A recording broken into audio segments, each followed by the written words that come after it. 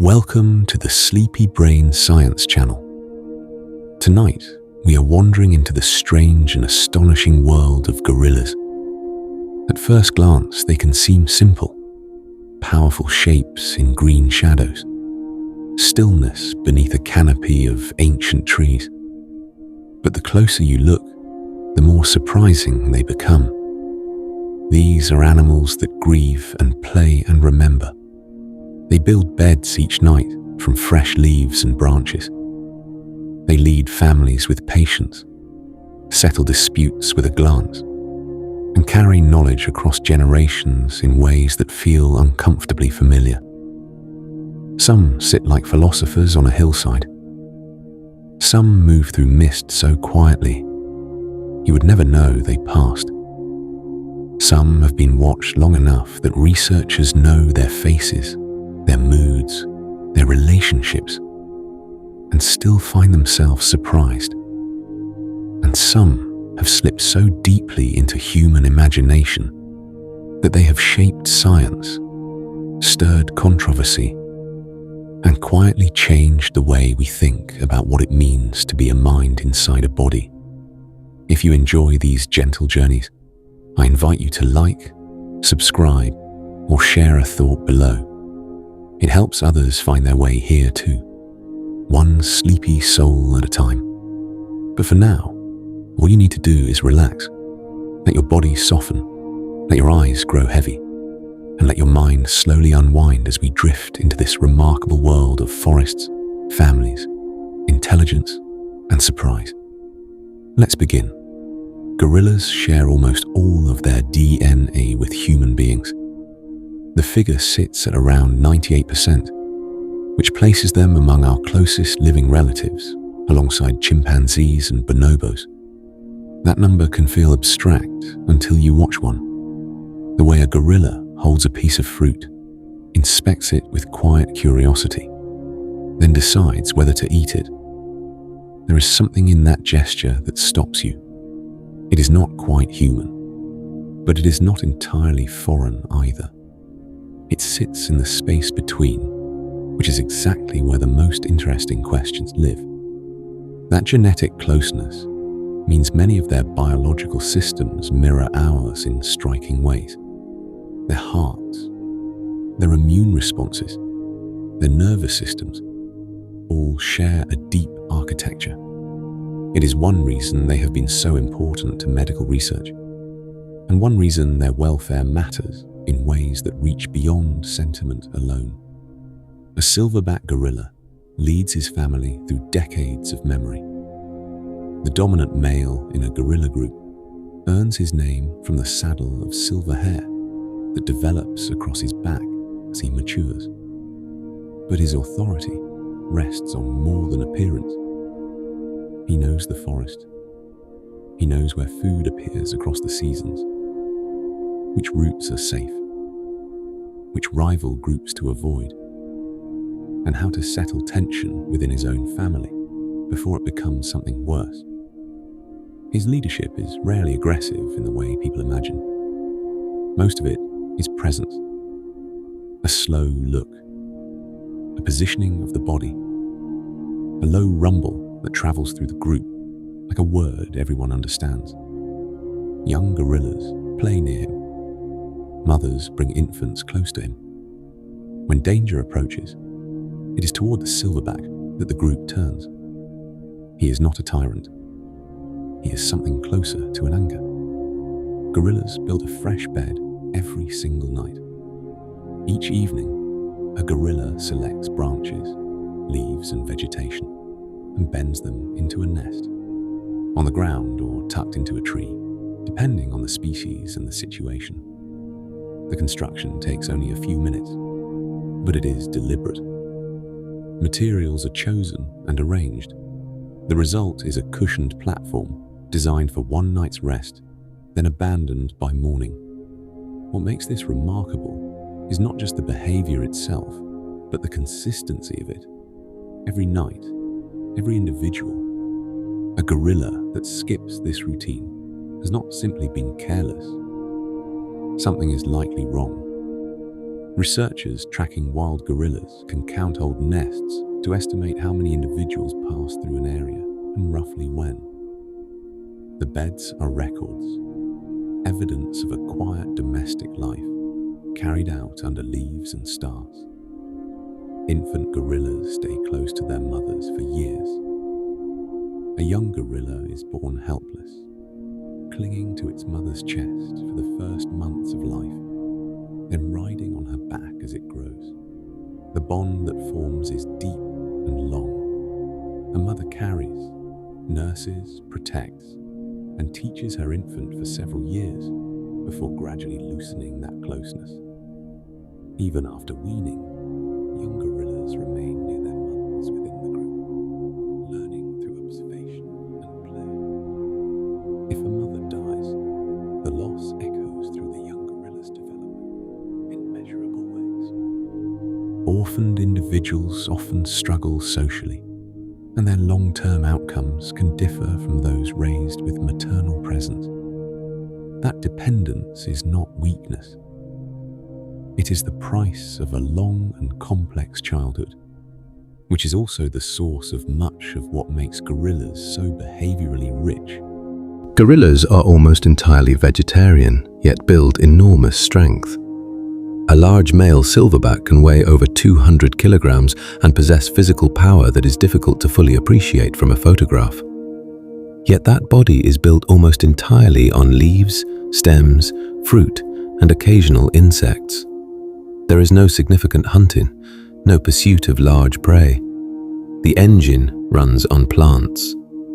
That combination, vast size, extraordinary strength, and a diet that seems at odds with both, is part of what makes gorillas so biologically interesting.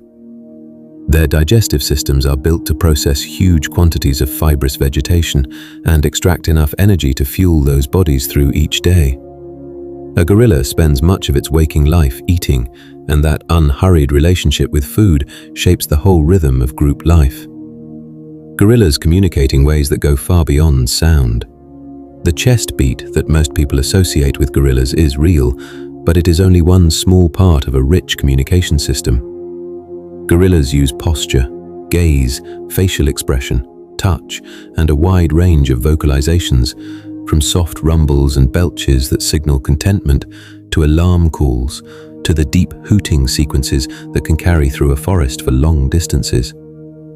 Within a group, much of this communication is subtle. A gorilla that is uneasy about something may simply shift its weight and glance in a particular direction. Others notice. A mother who wants her infant to stop a behavior may do nothing more than place a hand gently on the youngster's back. The vocabulary is large, and much of it is quiet. To understand it, you have to watch slowly and for a long time.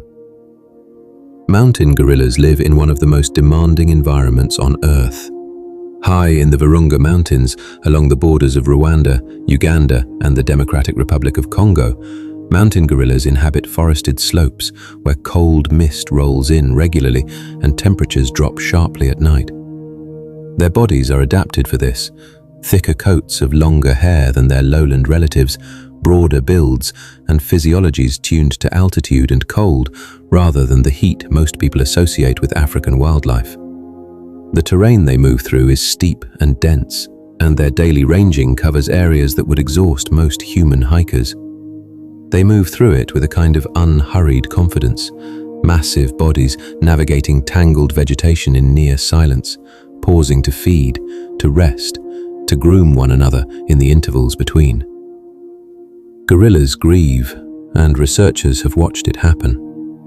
When a group member dies, gorillas do not simply move on. They may linger near the body. They may approach and inspect it, touching the face or limbs with quiet curiosity that looks very much like an attempt to understand what has changed. Mothers have been observed carrying deceased infants for days, unwilling or unable to set them down.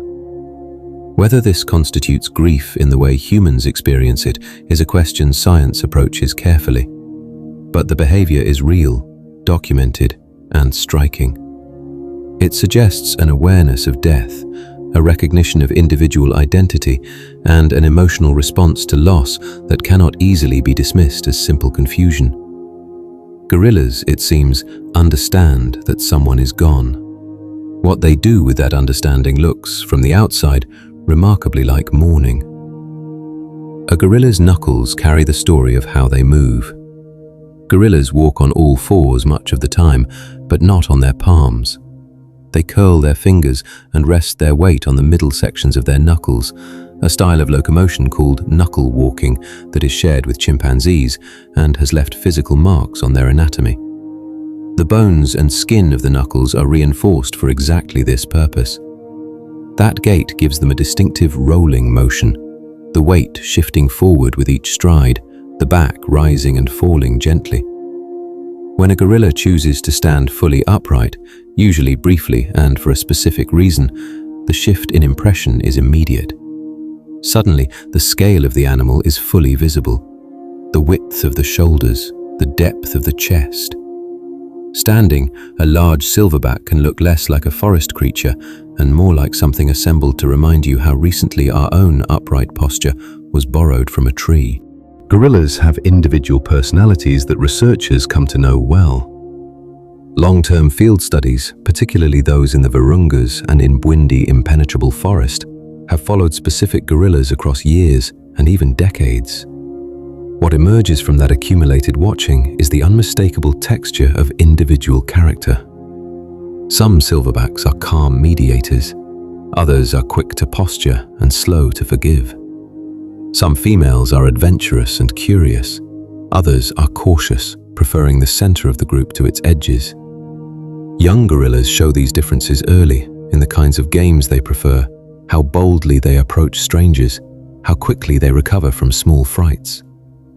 Personality, it turns out, is not something that begins with language or culture. It begins much earlier, in the variable wiring of individual minds, and in gorillas, that variation is plain to see once you have watched long enough to notice it. The lowland gorilla and the mountain gorilla live very different lives.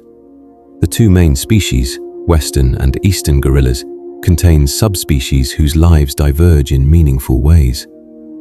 Mountain gorillas live in dense, cold highland forest and eat mostly leaves and stems.